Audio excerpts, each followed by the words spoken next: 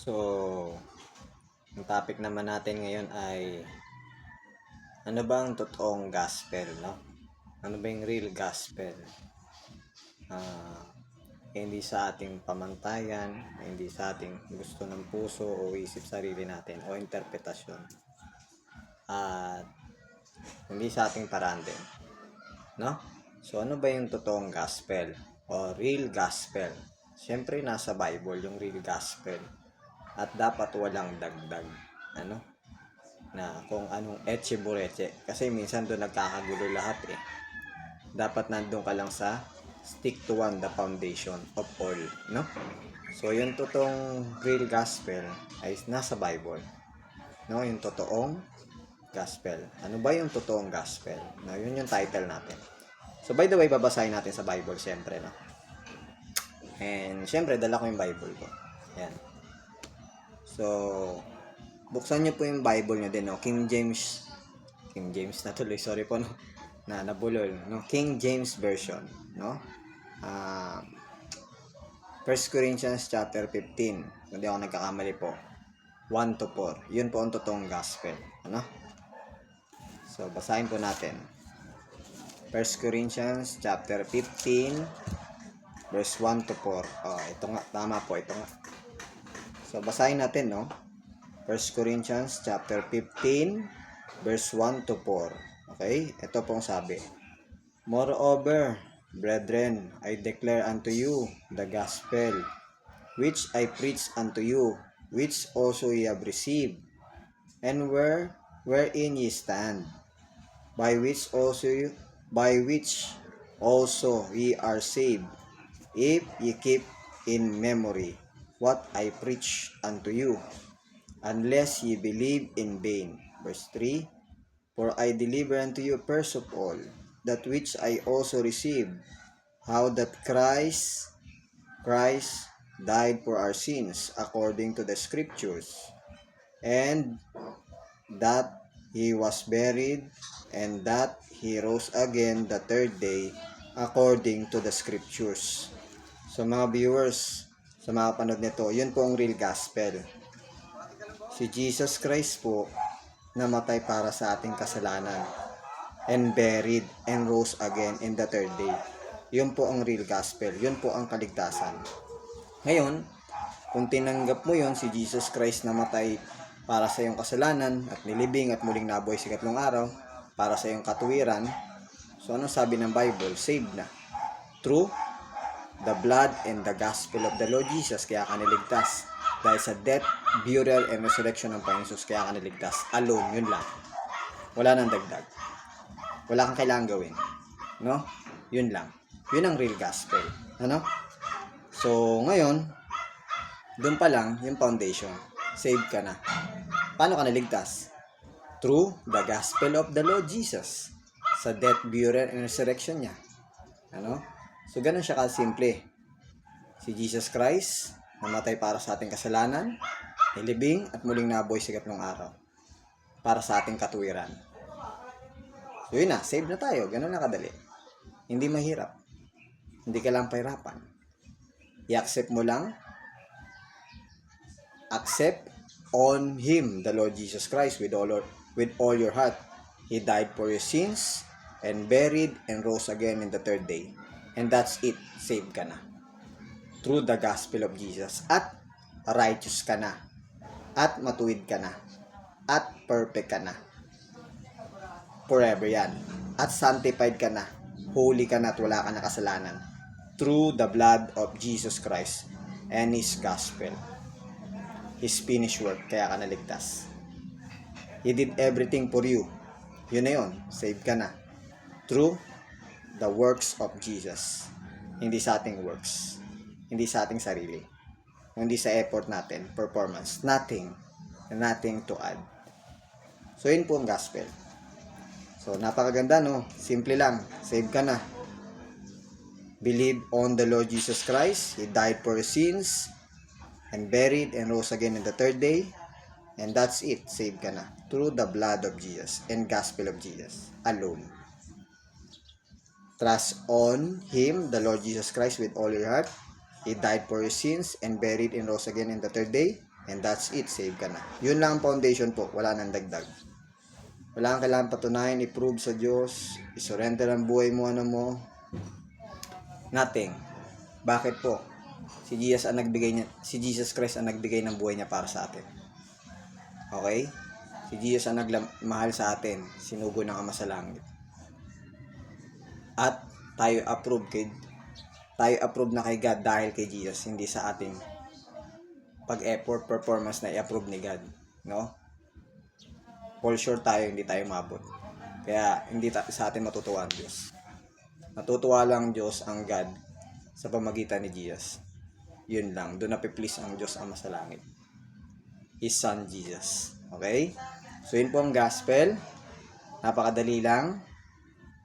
Believe on Him, the Lord Jesus Christ, with all your heart. He died for your sins and buried and rose again in the third day. And perfect na kayo nun. Forever at righteous na kayo nun. At sanctified, wala na kasalanan. And that's it. Saved na kayo niyan. Through the blood of Jesus. And nothing to add. Just accept lang kung anong sinabi ni God sa Bible. Period, yun na yun. At dahil po inaccept nyo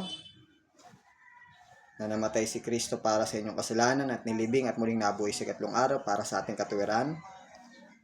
So sabi ng Bible, perfect na tayo forever. At sanctified, no? Through the blood of Jesus, at holy na tayo at wala ng kasalanan. And yan ang kagandahan. Yan na po ang new identity nyo, mga viewers. In Christ Jesus. The new identity nyo ay si Christ. At kay bagong nilalang na dahil kay Christ. At perfect na kayo dahil kay Christ. Hindi sa inyong righteousness, sarili natin perfectionist o anuman. Nothing. Kaya tayo naging perfect because of Jesus alone. Hindi sa ating sarili. Okay? So, yun po ang gospel. So, idagdag ko po yung Hebrews 10:14 para marinig niyo po. Hebrews 10:14, ito po yun. Hebrews 10:14. Sabi dito, Hebrews chapter 10, verse 14. For by one offering, sino po yung one offering dito? Walang iba po, si Jesus Christ. He died for our sins. Si Jesus Christ ay namatay para sa ating kasalanan at nilibing at muling nabuhay sa ikatlong araw. At sabi dito, He hath perfected forever them that are sanctified. O, sabi ni God, perfect ka na. Sabi ni God, perfect ka na forever at sanctified at holy at wala ng kasalanan at saved na through the blood of Jesus and the gospel of the Lord Jesus alone. So, nasa iyo yung choice. Believe or not, nasa iyo yung choice. No? Ang Diyos ay nagbigay sa atin ng kalayang free will na mamili. At ang Diyos ay pag-ibig, hayaan kanyang mag-choose o pumili. Ganyan ang pag-ibig ng Diyos, no? So, yun, klaro doon. Sabi ni God sa Bible, perfect ka na. Nasa sa'yo kung anong paniniwala mo, yung sarili mo ba? O yung puso, isip, emosyon, damdamin mo? Sinner pa rin ako, nasablay ako. Nasa iyo kung paniniwala mo pa rin sa sarili mo. Kasi, ang totoo, huwag ka maniniwala sa sarili mo. Madaya ang puso, isip, sarili, sabi ng Bible. At sabi ng Bible, distrust your thoughts and feelings and emotion and mind. Deny yourself. Yun po ibig sabihin. Distrust your thoughts. And back to the Word of God. Trust God's Word above all your thoughts and feelings and heart and emotion. Dito kayo bumalik. So mga viewers, yun ang sabi ni God, perfect ka na. At nasa iyo kung i-accept mo hindi.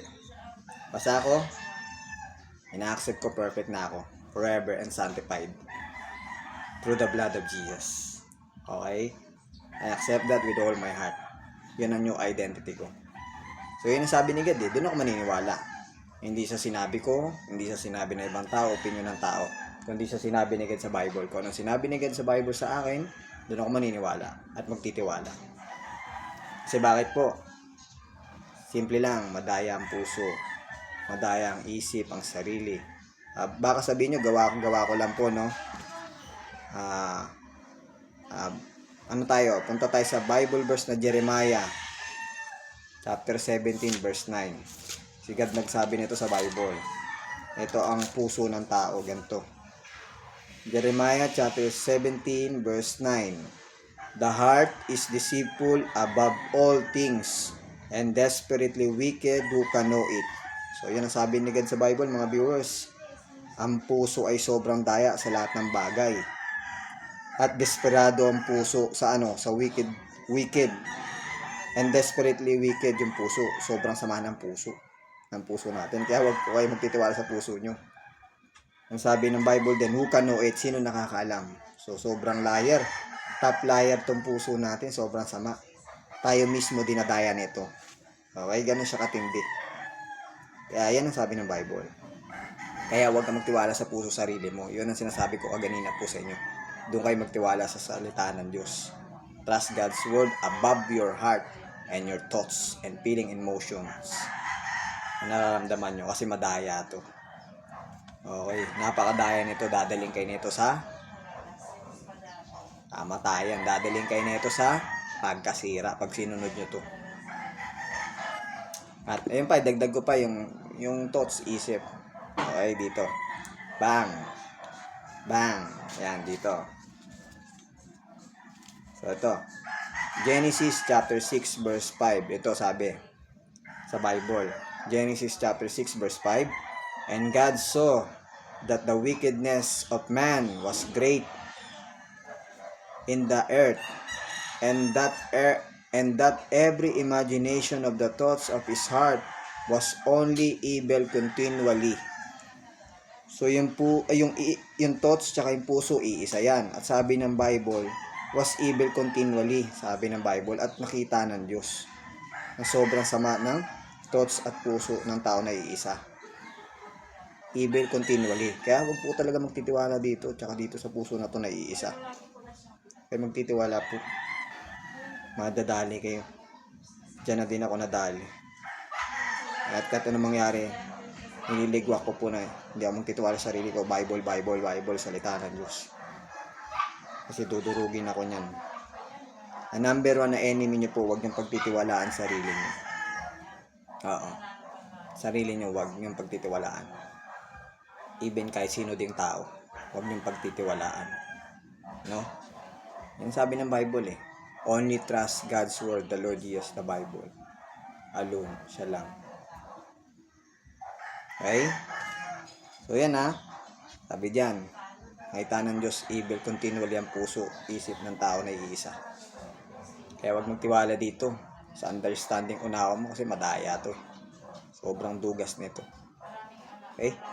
Dagdag ko pa sa inyo mga viewers, Proverbs 3:5 lang, no? Proverbs 3:5. Ito, Proverbs 3:5. Sabi dito, trust in the Lord with all thy heart. Tumiwala ka lang ng buong puso sa Panginoon. Saan? Sa salita ng Diyos. Sa salita ni God sa Bible. Doon ka lang tumiwala ng buong puso mo sa Panginoon. Dito yan sa salita ng Diyos sa Bible. With all your heart, no? At ito pang sabi ng Bible.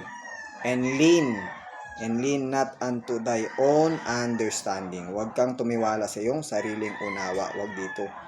Huwag kang tumiwala sa sariling unawa, logic, understanding, unawa, expectation mo. Anong mga dito? Negative mo, huwag kang magtitiwala dito.